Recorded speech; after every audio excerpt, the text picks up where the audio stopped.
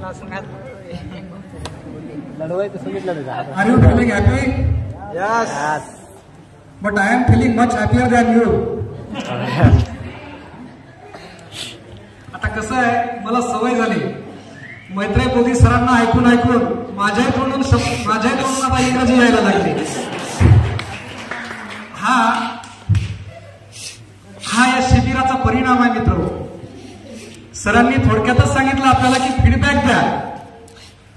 Feedback द्यायचं झालं तर उत्तम उदाहरण देता येईल. इथले जळवा भाऊ, त्यांच्याकडे बघितलं तर ते मुख्य आहेत असं वाटते, पण अक्षरशः आपल्या सर्वांचे आदरणीय अनागारिक धम्माचारी चंद्रबोधीजी यांनी त्यांच्यामध्ये अक्षरशः जान ओतलेली आहे. मग आपल्याला तरी आपण तर काहीतरी घेऊन जाणारच, हे तर निश्चितच आहे. सर्वजण या ठिकाणी येऊन काही ना काही नवीन संदेश घेऊन जाणार आहेत, हे निश्चितच आहे. तर सर्वप्रथम मी या ठिकाणी आपल्या तीनही रत्नांना बुद्ध, धम्म आणि संघ यांना वंदन करतो. तुम्हा सर्वांना या ठिकाणी मैत्रीपूर्ण जय भीम, जय भीम, जय भीम, नमो बुद्धाय. मित्रहो, मी या ठिकाणी 11 तारखेला आलो. मला खरं तर दीपावलीसाठी माझ्या ताईकडून आमंत्रण होतं. सहकुटुंब सहपरिवार आम्ही औरंगाबादला जाणार होतो. सर्व तिकीट वगैरे बुक झालं होतं आणि मुलाबाळांना घेऊन आम्ही निघणार होतो. पण मला 10 तारखेला सायंकाळी फोन आला. धम्ममित्र भीमरावजी वाठारे, राहणार डोंगरगाव पूल, यांनी मला फोन केला आणि फोनवर आमच्या दोघांची अर्धा तास चर्चा झाली. त्यांनी मला सांगितलं, सर एक शिबिर आहे, ध्यानधारणा शिबिर आहे आणि त्या ठिकाणी आपण येणार आहात का? तुमच्याकडे वेळ आहे का? म्हणलं सर ध्यानधारणा शिबिर आणि माझ्याकडे वेळ असं असूच शकत नाही. एवढी मोठी संधी सोडून मी औरंगाबादला जाऊ शकणार नाही. म्हटलं माझ्यासाठी औरंगाबादला जाणं महत्वाचं नाही. अशा कित्येक दीपावल्या येतील, पण असं ध्यानधारणा माझ्यासाठी पुन्हा पुन्हा येईल की नाही मला माहिती नाही. निश्चितच मी पुढील वर्षी सुद्धा दीपावलीला औरंगाबादला जाईल. पण त्या ठिकाणी या धम्म शिबिरामध्ये मी जो विचार घेतलेला आहे, जो विचार मी अंगीकारलेला आहे, तो विचार घेऊन मी माझ्या बहिणीच्या गावामध्ये या धम्म शिबिरातील विचार लोकांना सांगण्याचा निश्चितच प्रयत्न करणार आहे. मित्रहो, मी एक कविता आपल्या समोर सादर करतोय. या धम्म विचार ऐकल्याच्या नंतर माझ्या मनामध्ये एक कविता करावीशी वाटली. ते कवितेच्या माध्यमातून माझ्या मनातले विचार आपल्या समोर मी मांडण्याचा प्रयत्न करतोय. क्षणाचा राग कायमचा दुरावा, मनाचे दोष कारण तयास. थोडासा अभंग वाटत असेल, मी त्याला कविता म्हणलं, सॉरी. शांत चित्ता योगे, पुन्हा क्षणाचा राग कायमचा दुरावा, मनाचे दोष कारण तयास. शांत चित्ता योगे शीतल होई मन, पवित्र विचारा योगे शुद्ध होई अंतकरण, मनाचे मोठेपण कारण तयास. ठेविता शुद्ध आचरण न होई उत्पन्न भांडण, ठेविता शुद्ध आचरण न होई उत्पन्न भांडण. शील करुणा मैत्री अंगी तयास प्राप्त होई लौकिक, तयास प्राप्त होई लौकिक. हाची उत्तम पथ जीवनाचा, हाची उत्तम पथ जीवनाचा. मित्र हो, 11 तारखेला इथं आल्याच्या नंतर सायंकाळची वेळ होती. 5-5:30ला मी या ठिकाणी पोहोचलो. सरांनी मला अगोदरच सांगितलं होतं, तुम्ही येताना थोडस लवकर या, कारण तुम्हाला ज्या ठिकाणी जायचं आहे ते क्षेत्र जंगलामध्ये आहे. कदाचित तिकडे जाण्यासाठी वाहन नसेल, तुमची गैरसोय होऊ नये यासाठी तुम्ही थोडं लवकर निघलं पाहिजे. त्याच्यामुळे माझ्या मनामध्ये थोडी भीती होती, म्हणून मी पटकन निघालो आणि 4-4:30च्या सुमारास मी तामसा या ठिकाणी पोहोचलो. तिथं आल्याच्या नंतर मी या गावाबद्दल विचारत होतो, तर एक ऑटोवाल्यांनी सांगितलं की तुम्ही त्या साईडला जा, त्या ठिकाणी ऑटो लागतं. मग त्या ऑटोमध्ये इथं आल्याच्या नंतर इथं जेव्हा पोहोचलो तेव्हा सूर्याची किरण कमी कमी होत होती, म्हणजे सूर्य मावळत होता. इथं पोहोचल्याच्या नंतर तो मावळत्या सूर्याच्या वेळी इथलचं जे परिसर होता, या परिसरातलं वातावरण मला प्राचीन काळातील ऋषीमुनीच्या आश्रमासारखं वाटलं. म्हणजे जणू काही मी त्या आश्रमातच आलो की काय, असा मला त्या ठिकाणी भास झाला होता. आणि आता हे शिबिर संपल्याच्या नंतर आता खरंच मला असं वाटतंय की मी या आश्रमातच आलोय.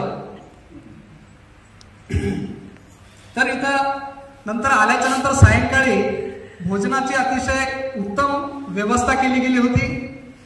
सुरुवातीला खिचडी मिळाली. खिचडी इतकी चांगली बनवली होती, स्वादिष्ट होती की दुसऱ्या वेळेस मला वाटलं आता खिचडी मिळावी. पण मी त्या स्टॉलकडे पुन्हा गेलो तर खिचडी संपलेली होती, कारण त्या खिचडीचा स्वादच इतका चांगला होता. नंतर दुसऱ्या दिवशी नियमितपणे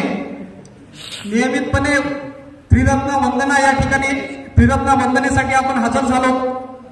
या ठिकाणी आदरणीय धम्मचारी विनय रक्षित सरांनी आपल्याला कार्यक्रमाची रूपरेषा, म्हणजे या 5-6 दिवसामध्ये आपलं कार्यक्रमाचं रूपरेषा काय असणार आहे ही याबद्दल माहिती दिली. त्यानंतर नियोजित वेळेप्रमाणे या शिबिरासाठी विशेष निमंत्रित आदरणीय धम्मचारी मैत्री बोधी या सरांचं अतिशय विवेचनपूर्ण असं प्रबोधन the revival of Buddhism in India या विषयावरती झालं. तो विषय ऐकल्याच्या नंतर लागलीच 12-12:30च्या सुमारास गटचर्चेला सुरुवात झाली.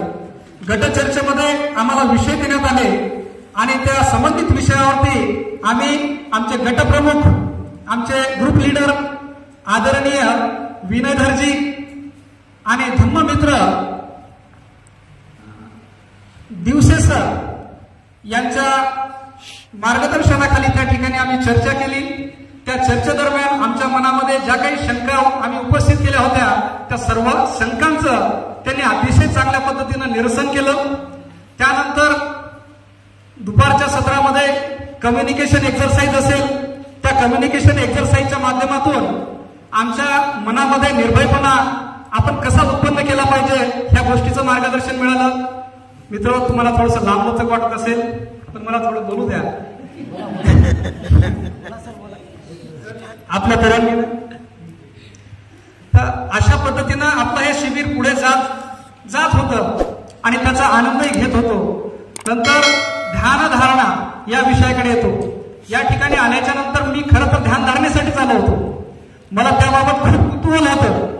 ध्यान काय असतं, ध्यानामुळं आपलं मन, आपलं चित्त एकाग्र करता येतं आणि एकाग्रता जर वाढली तर आपल्या बुद्धिमत्तेचा विकास होतो. त्यासाठी मी इकडे आलो होतो आणि त्याच्यामुळे मला त्या ध्यानधारणेविषयी अधिक कुतूहल होतं. नियोजित वेळेप्रमाणे या ठिकाणी 2 प्रकारचे ध्यान मला शिकायला मिळाले, आनापानसती आणि मेत्ता भावना. आनापानसती शिकत असताना त्यामध्ये ज्या 4 पायऱ्या होत्या त्या तिसऱ्या पायरीमध्ये गणना करत असताना माझं थोडं मागे पुढे होत होतं, गडबड होत होती सुरुवातीला. 3ऱ्या पायरीमध्ये श्वासावर लक्ष द्यायला सांगितलं होतं पण माझं लक्ष कुठे जात होतं मला हेच कळत नव्हतं.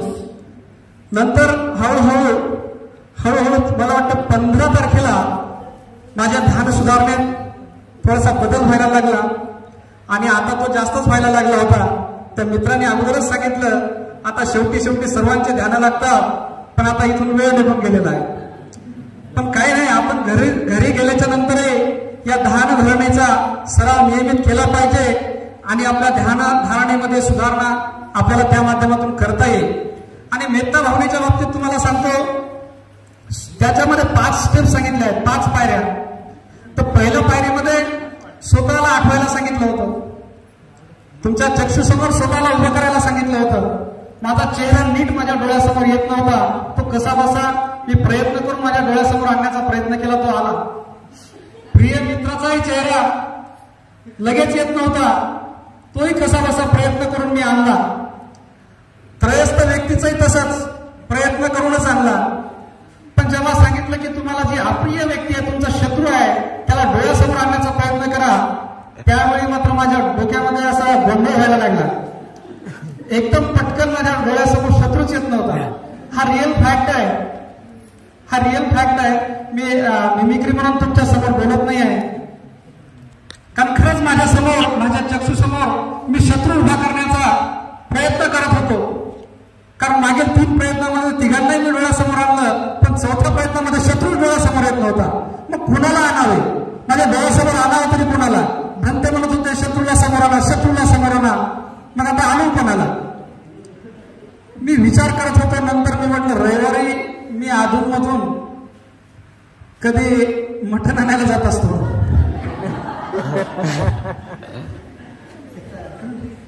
म्हटलं हाच माझा शत्रू असू शकतो, म्हटलं हाच माझा शत्रू असू शकतो आणि यालाच माझ्या डोळ्यासमोर आणण्याचा प्रयत्न केला. अशा पद्धतीनं हे ध्यानधारणा मी पूर्ण करण्याचा प्रयत्न केला.